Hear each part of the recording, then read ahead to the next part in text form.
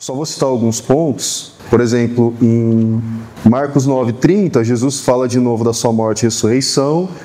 E aí, após ele dizer isso, o que acontece? Os discípulos estão discutindo quem é o maioral, quem é o maior entre eles, quem vai ser o primeiro no reino. E aí, Jesus, continua, Jesus ensina a tolerância, fala dos tropeços, fala para os discípulos serem sal da terra, fala da questão do divórcio, abençoa as crianças, aquelas que eram rejeitadas porque não tinham nada, eram dependentes de tudo. Jesus fala também, tem a passagem do jovem rico, aquele que tinha tudo, mas que não conseguiu abandonar tudo para seguir o Senhor. E, irmãos, lembram na semana passada, quando o Felipe estava pregando, que ao final dessa passagem aqui do jovem rico, os discípulos falam, não, mas nós deixamos tudo para seguir o Senhor, e o jovem rico não. E lembrem, o jovem rico, era aquele que era visto pela sociedade como o que era abençoado por Deus, porque ele tinha muitas riquezas. E Jesus fala, esse que tem muitas riquezas, não é por isso que ele é abençoado por Deus. Os abençoados por Deus serão aqueles que deixam tudo para seguir o Senhor. E os discípulos falam, nós deixamos tudo e estamos seguindo o Senhor.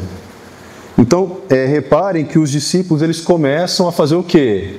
A se sentir um pouquinho mais, Eles começam a ver, aquele que todo mundo olha que é abençoado por Deus, ele não vai entrar no reino. Não vai conseguir entrar porque ele não consegue abandonar as riquezas. Mas nós vamos entrar, porque nós deixamos tudo. Então os discípulos já começam a se ver um pouco melhor, com uma autoestima um pouco mais alta. Mas aí, irmãos, vamos voltar aqui para o nosso texto. Aqui, a gente lendo versículos do 32 ao 34, Jesus, ele vem expor novamente tudo que ele vai passar. Ele vem falar que ele vai sofrer, ele vai ser condenado pelos escribas e pelos fariseus, mas ele não vai ser morto pelos escribas e pelos fariseus. Ele fala que ele dá um detalhe que ele não deu nas duas últimas vezes que ele falou da sua morte e ressurreição.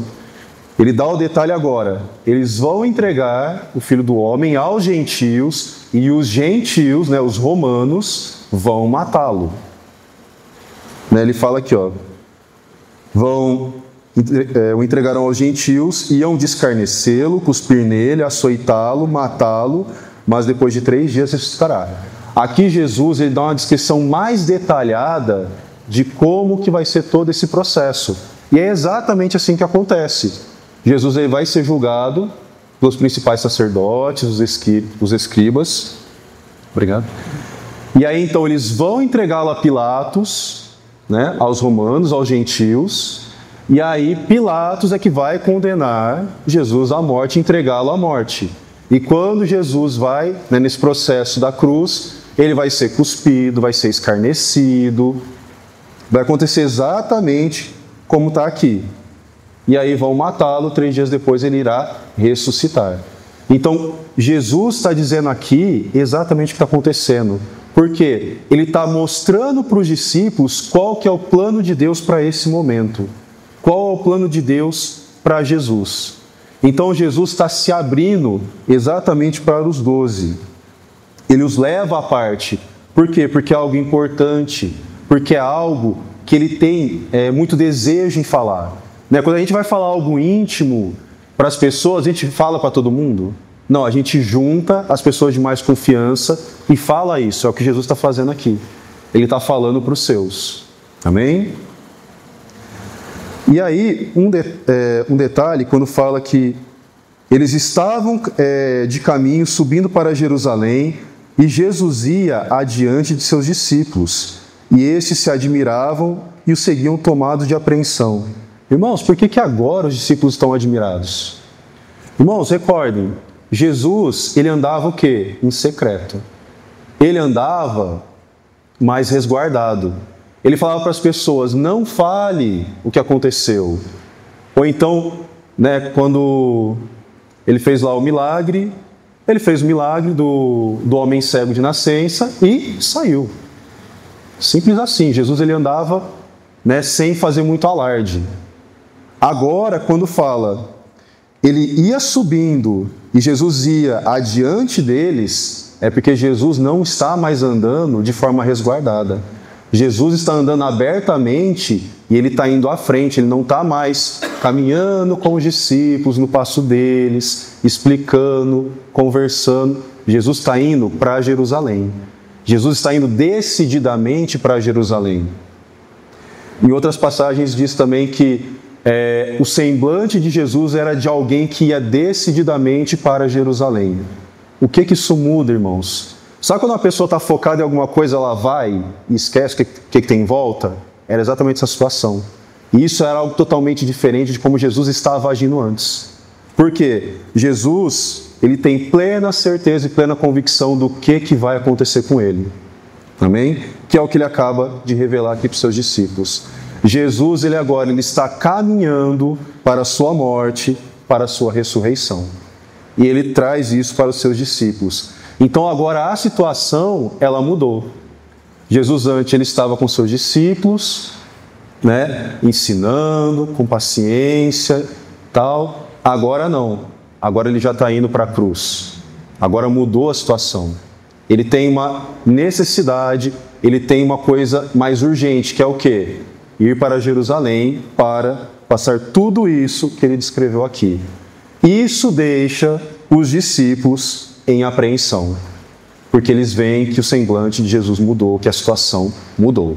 Amém? Então, agora a gente vai ver uma coisa que é bem contrário. Jesus acaba de revelar para os discípulos o que vai acontecer. E Jesus mudou a sua postura, porque ele está indo para a cruz. E os discípulos fazem o quê? O que faz Tiago e João? Então se aproximaram Tiago e João, filhos de Zebedeu, dizendo: Mestre, queremos que nos conceda o que te vamos pedir. Eles fazem um pedido. E Jesus lhes perguntou: que quereis que eu vos faça? Irmãos, percebam um contraponto entre Jesus e Herodes. Herodes, quando a filha de Herodias dançou, ele falou: eu vou te dar tudo que você quiser, mesmo que seja metade do meu reino. Jesus não é insensato a esse ponto. Jesus, ele não faz algo sem pensar no que pode ser. Jesus não é imaturo. Primeiro ele pergunta: o que quereis que eu vos faça? Por quê? Se Jesus dissesse: sim, eu vou conceder, ele poderia voltar atrás na sua palavra? Não. Por isso Jesus pergunta: que quereis que eu vos faça? Jesus, ele mostra aqui que ele conhece o nosso coração. Então ele já pergunta: o que vocês querem? E aí, os dois discípulos, eles revelam o que está no coração deles. Permite-nos que na tua glória nos assentemos um à tua direita e outro à tua esquerda. Irmãos, o que é sentar à direita e sentar à esquerda? O que isso representa? Para nós hoje não significa muita coisa. Mas, naquela época, quando alguém estava assentado à esquerda ou à direita de um rei, era quem? Era uma pessoa de muita autoridade. Era o que? O braço direito e o braço esquerdo desse rei. Eram as pessoas de maior confiança, de maior autoridade no reino.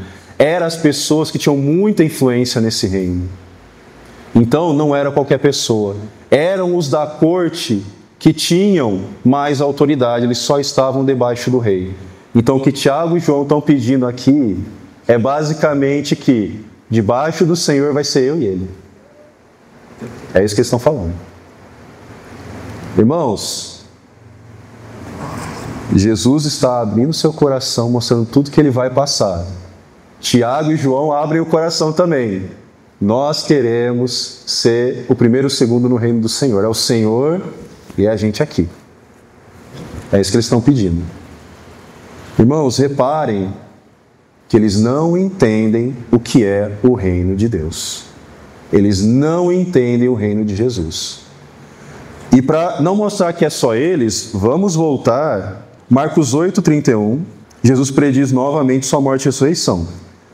Então começou ele a ensinar-lhes o que era necessário que o filho do homem sofresse muitas coisas, fosse rejeitado pelos anciãos, pelos principais sacerdotes, pelos escribas, fosse morto e que depois de 3 dias ressuscitasse. E isto ele expunha claramente. Jesus não falava por parábolas aqui não, era claro. Ele falava exatamente o que ia acontecer. Mas Pedro, chamando-o à parte, começou a reprová-lo. Jesus, porém, voltou-se e, fitando os seus discípulos, repreendeu Pedro e disse: Arreda, Satanás, porque não cogitas das coisas de Deus e sim das dos homens. Irmãos, Jesus fala da sua morte e ressurreição, Pedro diz o quê? Não, Senhor, isso não vai acontecer. Não permitiremos que o Senhor morra. Mas Jesus não está falando algo que pode acontecer, ele está falando que é algo que é necessário acontecer. Mas os discípulos ainda não entenderam isso.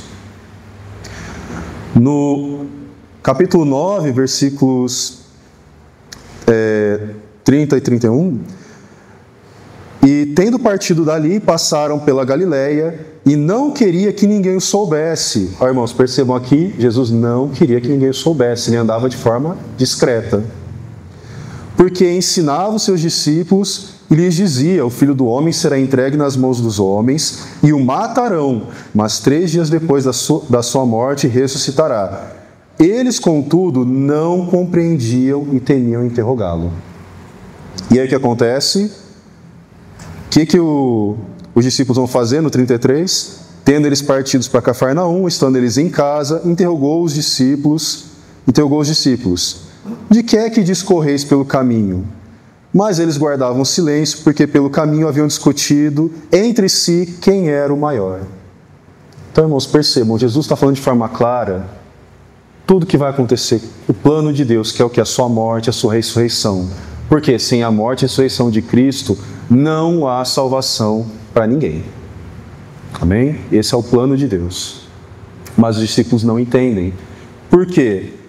Porque os discípulos, eles ainda têm em mente um reino como o reino terreno, como os reinos que tinham aqui na terra. Que é o quê? O rei exercendo a sua autoridade de forma absoluta e impositiva. E os seus oficiais, a sua corte, exercendo essa autoridade também de maneira impositiva. Que é o quê? Uma maneira de autoritarismo. Uma maneira de você pressionar a pessoa a fazer exatamente isso. Então eles associavam o reino que Jesus falava ao reino terreno. Ou seja, eles não entendiam o reino de Deus. Amém? E aí, continuando, Jesus lhes disse: não sabeis o que pedis. Podeis vós beber o cálice que eu bebo ou receber o batismo com que sou batizado? Irmãos, quando Jesus faz essa pergunta, o que é beber esse cálice? O que é receber esse batismo? Irmãos, beber o cálice que Jesus vai beber é o quê? Receber todo esse sofrimento que Jesus vai receber, que a gente vai acompanhar. Toda a descrição de Marcos. É isso que Jesus está falando. Vocês podem receber todo esse sofrimento que eu vou receber. E quando falo batismo, vocês podem ser batizados com o batismo que eu vou ser batizado. Vocês podem receber essa morte, essa aflição que eu vou receber. E o que eles respondem? De forma bem objetiva e clara: podemos. Irmãos, quem era Tiago e João? Tiago e João, filhos de Zebedeu. Tiago e João, também chamado de Boanerges, os filhos do trovão. Aqueles que quando Jesus sai da aldeia e é rejeitado, eles perguntam: Jesus, podemos orar por eles? Orar para descer fogo do céu? São esses. São os que deixaram o pai e o barco, deixaram o empreendimento que eles tinham, que não era pouca coisa. Então, eles se julgavam melhores que os outros. Porque eles deixaram, de certa forma, a riqueza que eles tinham, que era um trabalho garantido com o pai. Eles se comportavam de maneira como se eles entendessem a autoridade de Deus, porque eles queriam que descesse fogo do céu. Eles sabiam que isso era possível, né, se a gente for ver, não estou lembrado se é Elias ou se é Eliseu, que vem os 50, clamando homem de Deus, e aí que ele fala, se eu sou homem de Deus, que desça fogo do céu e consuma vocês 50. E desce fogo do céu e os consome. Então eles aqui se acham nesse mesmo patamar. A gente pode pedir a Deus e vai descer fogo do céu e consumir. E por causa disso, eles se julgam o quê? Maiores que os outros. Eles olham para Pedro, né? Olha para Pedro. Não, Pedro é uma pessoa impulsiva. Pedro é iletrado, né? Pedro, se a gente for ler em João, Pedro é aquele que pega a espada e corta a orelha do sumo sacerdote, né? Quando vem uma elite lá do Sinédrio para prender Jesus, né? Então Pedro queria, ele era impulsivo, não sabia o que estava fazendo. Então eles se olham para os demais e falam, nós somos melhores que os outros, nós deixamos mais coisas. Nós temos a autoridade de Deus. Então percebam, irmãos, os dois discípulos aqui, eles se olham como se fossem muita coisa. Como se pudessem passar pelo sofrimento de Jesus, como se eles fossem melhores que os outros e que esse lugar fosse para eles, né? Percebam, irmãos, que a gente não pode se olhar do ponto de vista de eu estou por cima de tudo. Irmãos, nós precisamos primeiro ver, nós somos o quê? Pecadores que precisam da graça de Deus. É isso. Eu sou menos pecador que o outro. Indiferente, irmãos. O fato de ser pecador é o fato de estar condenado.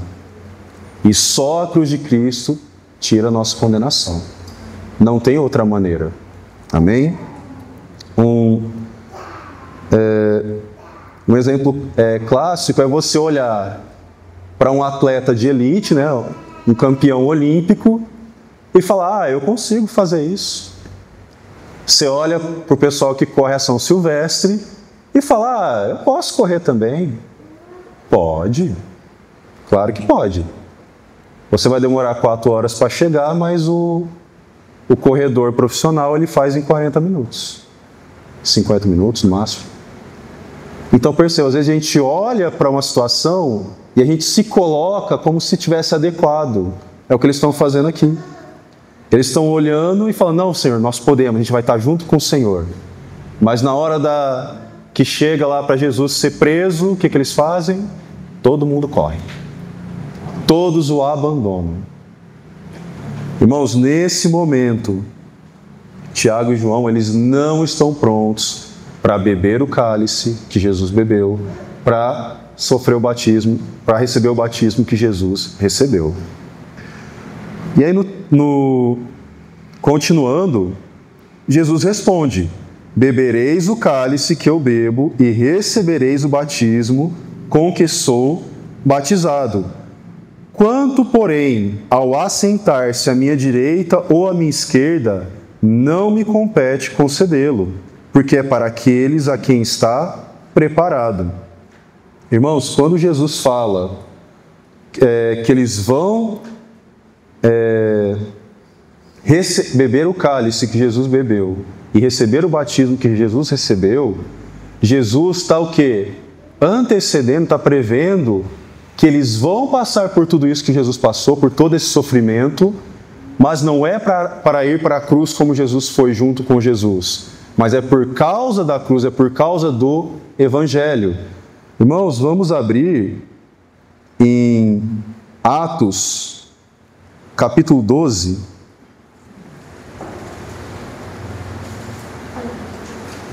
Vou marcar aqui.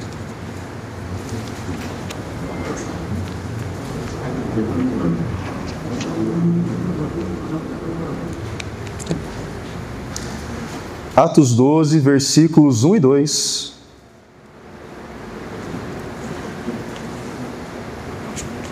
Bem, os irmãos encontraram? Diz, por aquele tempo mandou Herodes prender alguns da igreja para os maltratar, fazendo passar o fio da espada a Tiago, irmão de João. Vendo que isso era agradável aos judeus, perseguiu, prendendo também a Pedro. E aí segue, né? Qual o ponto, irmãos? Quem é esse Tiago que foi passado o fio da espada? É o Tiago que falou que podia beber o cálice e ser batizado. E ele realmente recebeu. Ele foi maltratado e foi passado o fio da espada. Tiago, ele foi aqui dos 12, ele foi o primeiro mártir. Então Jesus mostra o quê? Vocês vão beber o cálice e receber o batismo. Mas por quê? Por amor ao Evangelho, por amor à cruz. Eles antes, irmãos, eles não entendiam o que era o reino de Deus. Eles não entendiam como que funciona o reino de Deus, esse reino celestial. Eles comparavam com o reino humano. Mas agora eles compreendem que esse reino de que Jesus fala, ele é muito maior do que qualquer coisa. Ele é muito mais valioso que qualquer coisa. Mais valioso que a nossa própria vida. Mais do que a nossa saúde, que a nossa família, que tudo que nós temos. Por isso, eles vão fazer o quê? Beber esse cálice que Jesus bebeu e ser batizado com esse batismo. Eles vão sofrer tudo por causa desse evangelho, por causa da cruz de Cristo, por causa do nome de Jesus. E aí Tiago, ele é aqui, passado o fio da espada. Amém? E aí, em Atos 4, aí eu não vou ler o capítulo todo, vou só citar aqui para os irmãos.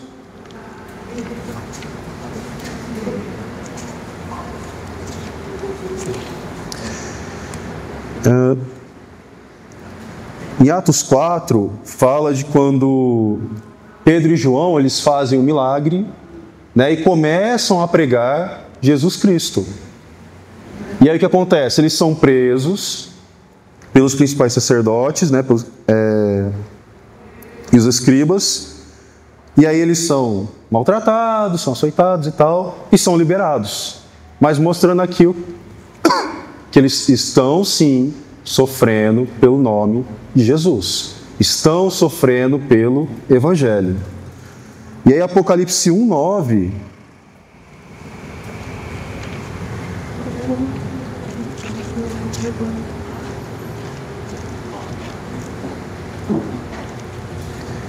Em Apocalipse 1:9, irmãos, diz: Eu, João, irmão vosso e companheiro na tribulação, no reino e na perseverança em Jesus, achei-me na ilha de Patmos, por causa da palavra de Deus e do testemunho de Jesus. Irmãos, aqui, olha onde João foi parar.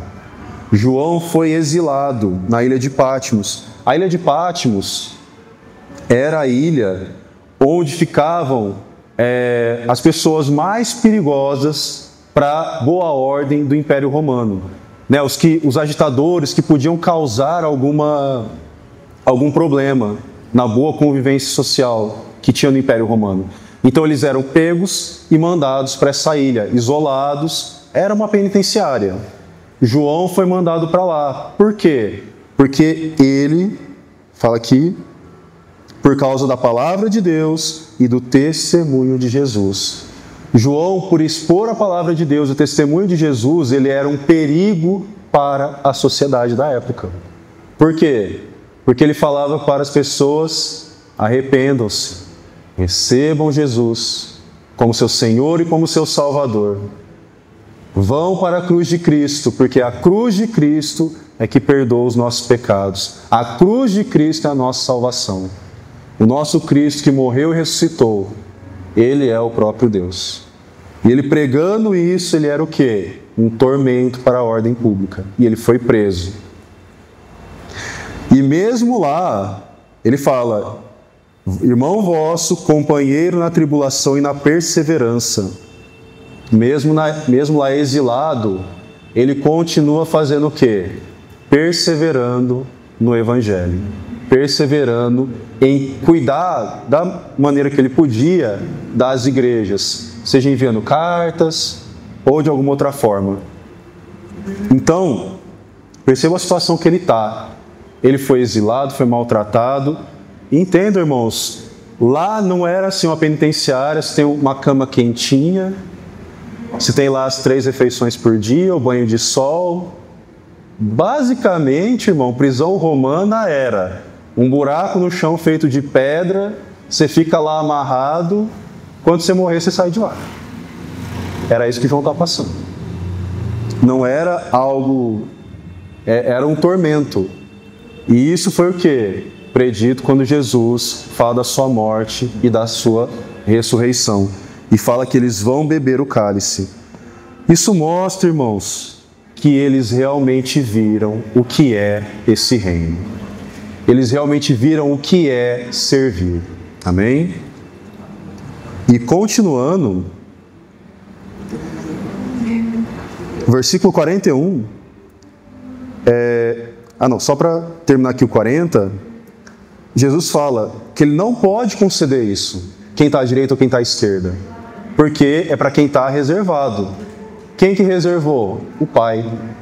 Jesus, nesse momento, ele mostra para Tiago e João e também os outros que estão ouvindo: eu não tenho autoridade para decidir quem vai estar à direita, quem vai estar à esquerda. Quem decide isso? É para quem está preparado. Quem decidiu é o Pai. Então Jesus, ele mostra que ele é o rei, mas ele não é um rei que exerce aquela autoridade impositiva de eu faço a minha vontade. Ele é o rei que exerce a vontade do Pai. Perceba que ele é um rei que é servo, ele serve a vontade do Pai. Isso, irmão, é totalmente diferente dos reinos da terra, porque nos reinos da terra o rei faz o que ele quiser, né?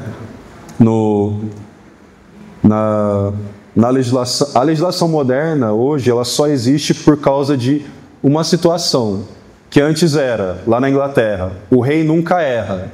Até que um dia aconteceu um acidente lá, e aí começaram a cogitar que o rei podia errar. E aí começou o direito civil. Então, irmãos, como é que era a situação? O rei nunca erra, o rei faz toda a sua vontade. Jesus mostra aqui, no final do versículo 40, que ele sendo rei, ele faz a vontade do Pai. Então o reino celestial, o reino de Deus, ele é diferente desse reino terreno. Ouvindo isto, versículo 41, indignaram-se os 10 contra Tiago e João. Irmãos, por que eles se indignaram? Porque eles acharam um absurdo eles não terem entendido o reino de Deus, eles estarem pedindo isso? Não, porque eles queriam também. Eles queriam sentar lá, à direita e à esquerda. Por quê? Porque eles estavam discutindo quem seria o maior do reino de Deus, no reino dos céus. Eles estavam discutindo. E agora eles continuam querendo. Então isso mostra que nenhum dos discípulos entendeu ainda o que é esse reino, o que é o reino de Deus. Nenhum deles entendeu como funciona.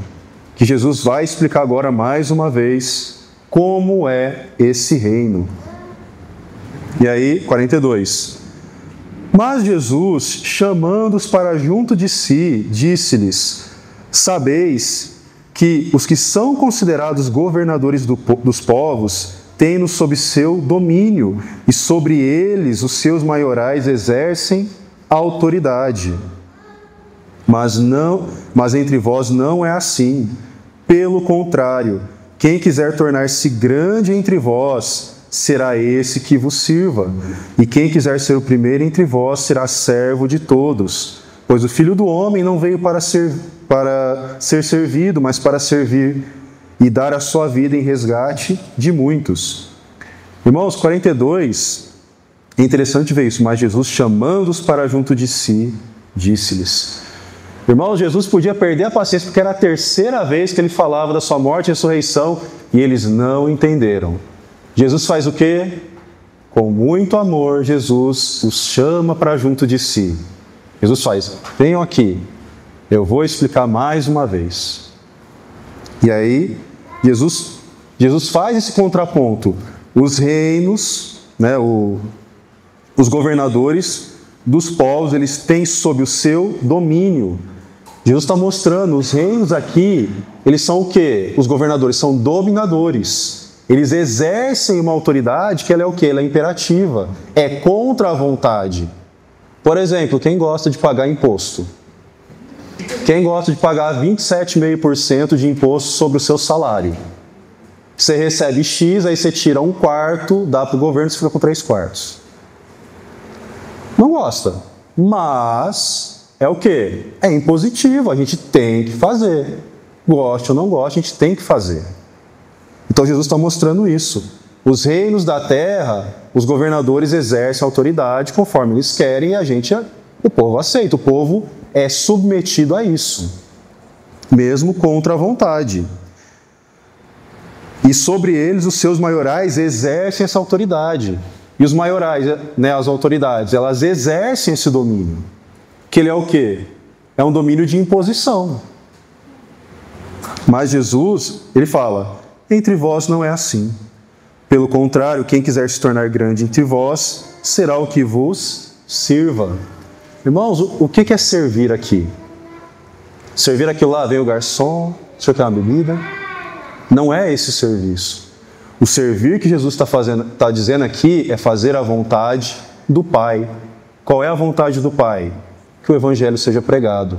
O servir que Jesus está falando aqui é que o homem, as pessoas, sejam levadas à presença de Deus. É desse serviço que Jesus está falando. E quem quiser ser o primeiro entre vós, será o servo de todos. O que é ser servo de todos? É você estar disposto a levar todas as pessoas à presença de Deus. É você estar disposto a pegar a palavra e levar a todas as pessoas a anunciar o Evangelho. Você estar disposto na sua casa, né, todos os dias, com seus filhos, com seu cônjuge, levá-lo à presença de Deus. Levar os seus pais, seus filhos. Então, esse é o serviço de que Jesus está falando aqui. Não é aquele serviço de fazer a vontade dos outros, é o serviço de fazer a vontade de Deus. E isso fica claro, pois Jesus diz: o próprio Filho do Homem não veio para ser servido, mas para servir e dar a sua vida em resgate de muitos. Irmãos, grande pergunta: Jesus fazia a vontade das pessoas? Ele acabou de negar o pedido de Tiago e João. Jesus fazia a vontade de todo mundo? Não. Por quê? Ele estava aqui para fazer a vontade do Pai, não a vontade dos homens. Tanto é que tem uma passagem, eu não lembro qual é, Jesus ele roga ao Pai para que seja feito um milagre. Jesus sabe que nele há autoridade, mas ele roga ao Pai para quê? Para mostrar que ele estava em comunhão com o Pai, que o Pai o ouve.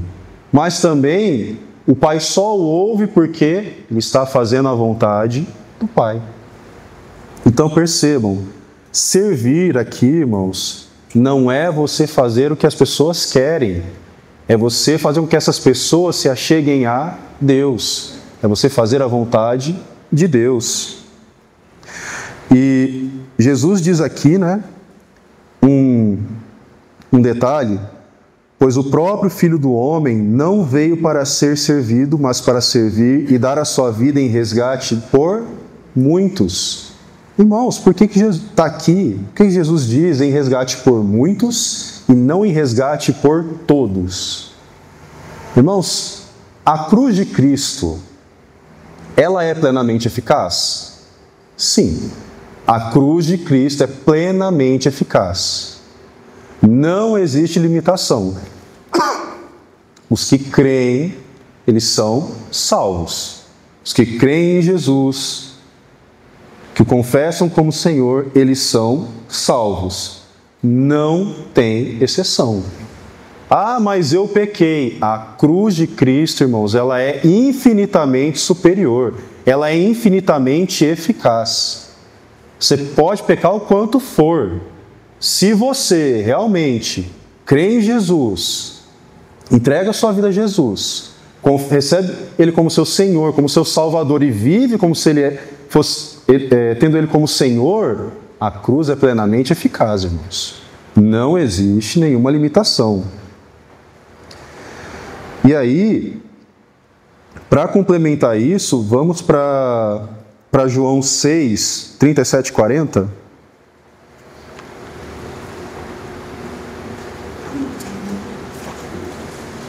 João capítulo 6, versículos do 37 ao 40.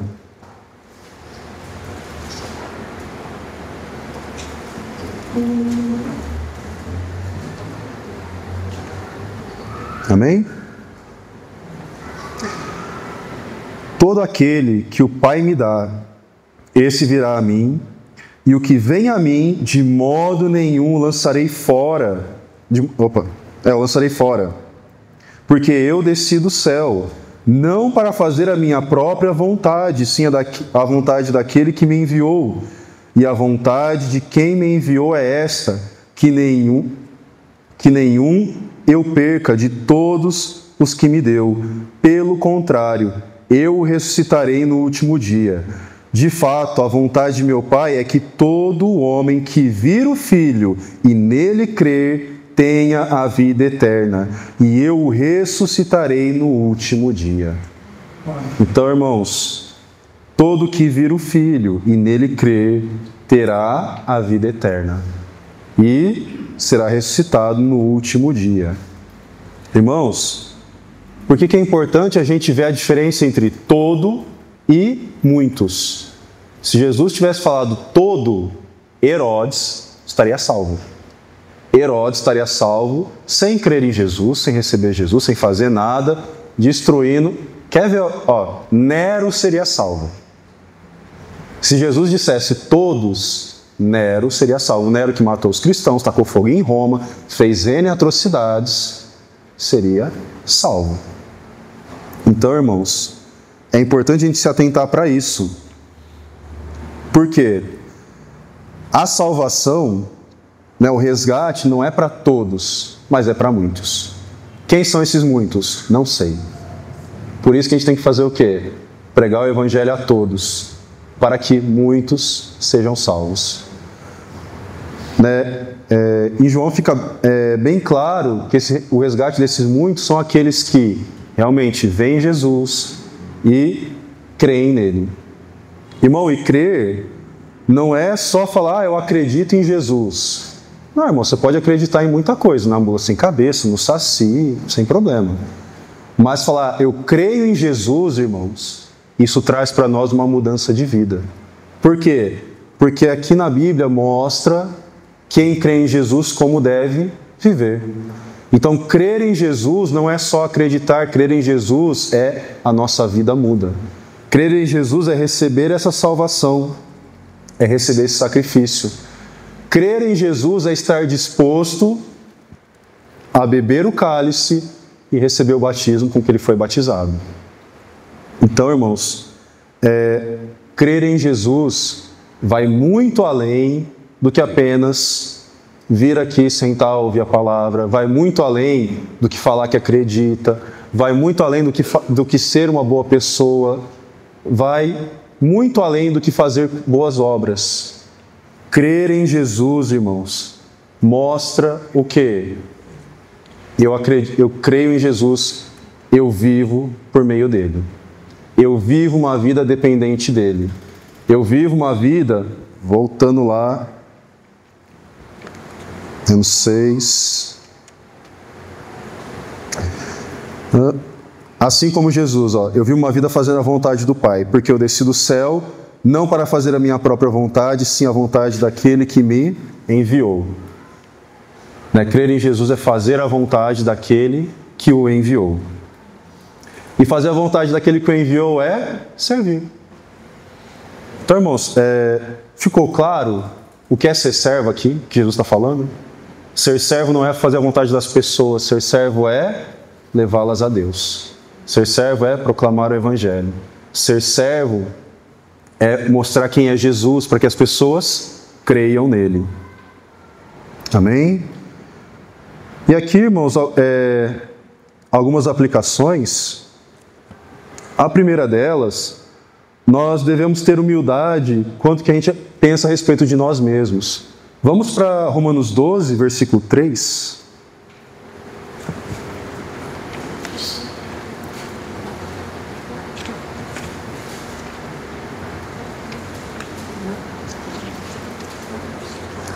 Romanos capítulo 12, versículo 3.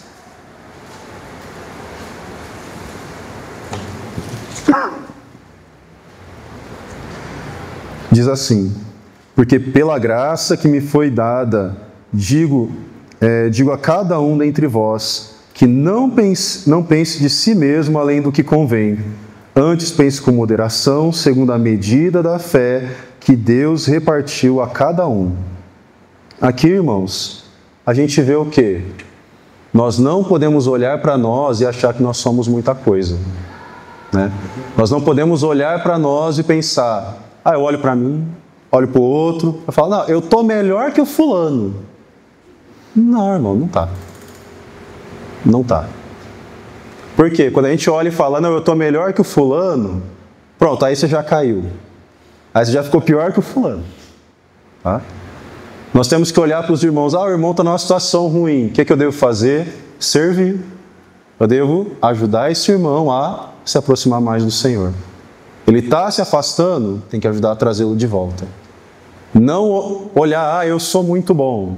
Não, irmãos. Jesus já disse, só existe um que é Deus.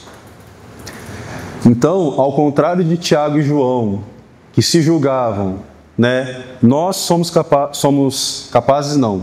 Nós somos adequados para sentar à direita e à esquerda de Jesus. Nós não podemos pensar dessa maneira, irmãos. Porque dessa maneira a gente está olhando o quê? Só para nós. A gente está olhando a nossa própria vontade. E a gente vai querer de Deus que Ele faça a nossa própria vontade. E no Romanos 3, do 21 ao 26,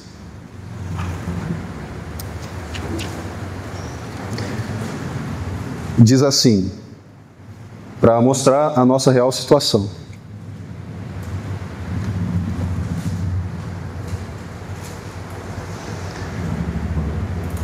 Mas agora sem lei se manifestou a justiça de Deus, testemunhada pela lei e pelos profetas.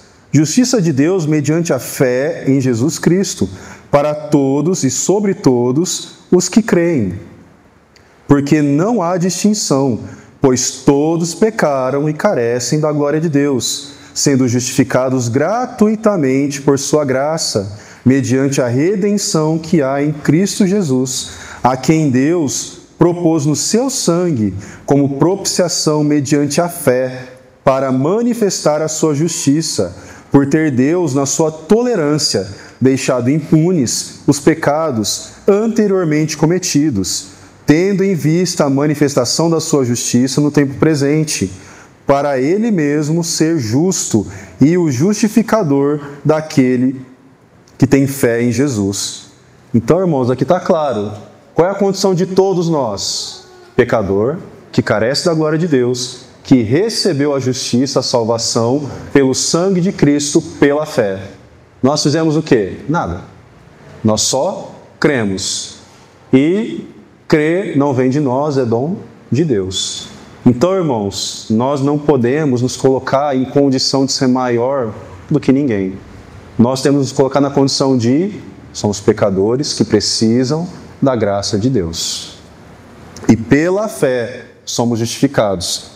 A gente pode fazer muita coisa, só seremos justificados pela fé. E aqui, irmãos, continuando, no segundo ponto, Jesus, ele veio para servir. Mas ele servir, ele não é o nosso escravo que faz todas as nossas vontades. Nós temos que ter isso claro. Por quê? Quando a gente pensa em servir, eu tenho um servo. O que vem na nossa mente? Eu tenho alguém que vai fazer tudo o que eu mandar. Limpa o chão, traz uma água, faz o almoço. Faz tudo. A gente não deve olhar assim para Jesus. Por quê? Jesus não é aquele que vai fazer todas as nossas vontades. Jesus, ele é o nosso servo no sentido de que ele é aquele que cuida de nós para nos levar a Deus. Eu estava pensando em como explicar isso de ser servo. Aí eu pensei numa coisa que aconteceu essa semana. Eu estava fazendo almoço, né? Aí minha filha veio para mim e falou, papai, eu quero colo. Beleza, peguei ela no braço, abri a geladeira para pegar as coisas e ela bateu o olho na geladeira de cima a baixo, fez o rastreamento, ela achou escondido um pirulito. Aí eu fechei a porta, ela, papai, o que é aquilo? O quê? Eu já sabia o que era. Não, filho, não é nada. Ela, papai, eu quero ver. Papai, abre a geladeira. Aí eu, tá bom, abri. Tá vendo, filho? Não tem nada. Pirulito, papai. Eu quero. E aí? Eu sou servo da minha filha? Sim, porque ela não trabalha, ela não consegue fazer comida, ela não consegue ir ao mercado, ela depende totalmente de mim. Então eu sirvo ela. Eu faço a comida, eu trabalho, pago as contas, faço tudo por ela. E naquele momento ela falou o quê? Hora de almoçar. Ela falou, eu quero pirulito. Ela falou, ela determinou, eu quero, me dá. E aí? E aí? O servo, ele vai, como Jesus está falando aqui, ele vai pegar o pirulito, aqui, só realeza, só vontade. Não. Aí eu sentei com ela e falei, filha, agora é hora de almoçar. Não é hora de chupar pirulito. Agora você vai sentar e vai comer. Depois você vai ter o pirulito. Ela deu uma esperneadinha e tal, a gente conversou, ela entendeu. Aí foi, sentou, almoçou. Irmão, servir não é fazer à vontade. Servir é o quê? Cuidar. Fazer o que deve ser feito. Minha filha não precisava comer, não podia comer pirulito naquela hora. Ela tinha que fazer o quê? Comer comida, tinha que almoçar. Tá? Aí pensei eu que ela ia esquecer, a hora que minha esposa chegou, abriu a geladeira, ela, mamãe, eu quero pirulito. Viu a geladeira, lembrou. Aí minha esposa tentou, não, mas não tem. Aí eu estava preparando o banho dela, falei, não, ela sabe que tem, pode dar. Eu falei que ia dar, ela já almoçou, então pode dar. Então, irmãos, Jesus, ele é o nosso servo, não no sentido de fazer a nossa vontade, ele é o nosso servo no sentido de, ele cuida de nós, de nos dar a salvação. Salvação que de maneira nenhuma nós a conseguiríamos. De maneira nenhuma. Né? Minha filha, ela conseguiria se alimentar hoje? Não, porque de maneira nenhuma ela conseguiria trabalhar, ela conseguiria pagar, conseguiria ir ao mercado, fazer as coisas. Então, Jesus é nosso servo porque de maneira nenhuma poderíamos ser salvos sem Jesus. Amém? E aí, irmãos, isso é um alerta para nós, porque a gente vê muito de, eu determino que seja feito isso, eu determino que seja assim. Não, Jesus vai fazer. Irmãos, nós podemos pedir, podemos suplicar, inclusive devemos abrir nosso coração ao Senhor. De tudo que tem no nosso coração, nós devemos abrir ao Senhor. Por quê? Para Ele conhecer? Não, Ele já conhece.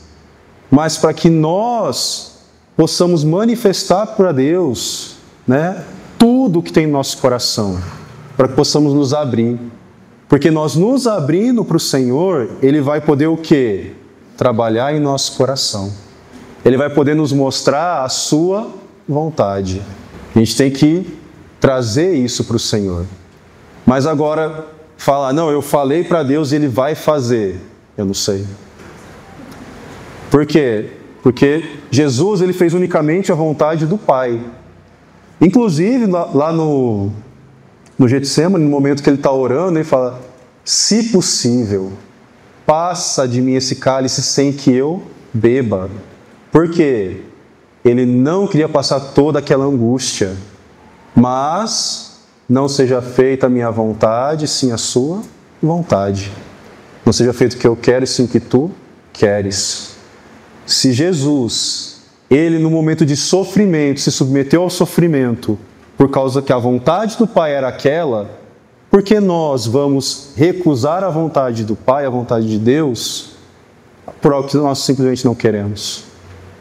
Às vezes, a gente está orando pela cura, orando por uma situação melhor. Podemos orar, irmãos. Mas temos que ter em mente uma coisa. Não é a nossa vontade que prevalece, é a vontade de Deus. Quando fala da oração, fala de a gente não ficar repetindo. Não é que nós orei uma vez e acabou. Não, nós podemos orar várias vezes, irmãos. Mas o que está falando lá é porque os gentios naquela época, eles tinham em mente que pela muita insistência deles, eles seriam atendidos. Irmãos, Deus não nos atende por muita insistência. Deus faz a sua vontade. E para aquele momento, às vezes, a vontade de Deus é aquela. Né, eu lembro uma vez um pregador falando, chega a ser até cômico, de um membro da igreja dele, né, o pastor, ele estava lá e chegou, não pastor, eu estou aqui, estava na evangelização, fui fazer uns exames, deu aqui leucemia, mas está tudo bem, Deus está no comando. Aí ele ficou assim, irmão, leucemia? Ele mas Deus está no comando de tudo, irmão feliz. E foi, aí vai lá, para quimioterapia o irmão. Faz quimioterapia, né, tratamento pesado. Aí esse irmão vem, ele, irmão, como é que você está? Irmão, está uma bênção, graças a Deus. Irmão lá, né, franzininho, sofrido, que a quimio arrebenta a gente. Irmão, graças a Deus eu estou lá na quimio, e lá eu estou pregando, e as pessoas estão sendo salvas, e isso e aquilo. Feliz da vida. E o pastor assim, tá, amém. E continuou. E cada vez vai para a químio, volta mais debilitado. Vai para a químio, volta mais debilitado. E volta mais feliz. Por quê? E falando, Deus está no controle. As pessoas estão sendo salvas, estão sendo usadas. Irmãos, Deus usou aquele irmão naquele momento com uma leucemia para que lá na quimioterapia, um momento que boa parte não volta, as pessoas puderam ser salvas. Então, irmãos, a gente não conhece a vontade de Deus. Então, o primeiro passo não é falar, eu não quero isso. O primeiro passo é o quê? Senhor, qual é a tua vontade nisso? O que o Senhor busca nisso? Aí depois, né, o desfecho, né? O irmão foi curado da leucemia, continua pregando o evangelho, mas aí tantos anos. Mas a gente tem que ter em mente isso, irmãos. A nossa posição não é de determinar, de exigir de Deus alguma coisa. Nossa posição é de fazer a vontade do Pai, assim como Jesus fez. Amém?